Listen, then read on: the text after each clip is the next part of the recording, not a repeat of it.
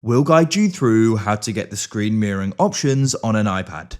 If you find this useful, then consider subscribing and liking the video. This is really convenient to do because you can then go and start using the screen mirroring feature. This is known as AirPlay on Apple devices.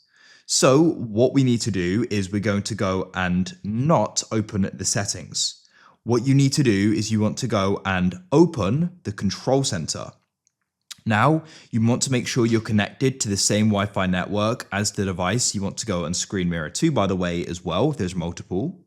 So you can check that in your settings. But after you've done that, you can go and drag down on the battery in the top right to open the control center.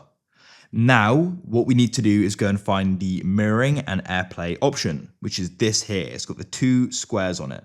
Tap there. Then it's going to go and start searching, and it's going to go and find you the devices available. So in this case, I could go and mirror to my MacBook.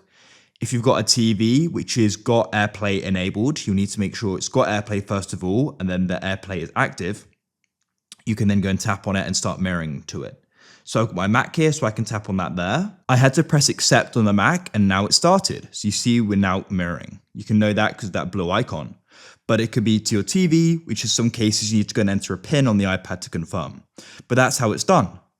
If you've managed to go and successfully do this, then consider subscribing and liking the video. I look forward to helping you with another how-to in the future. Have a great day.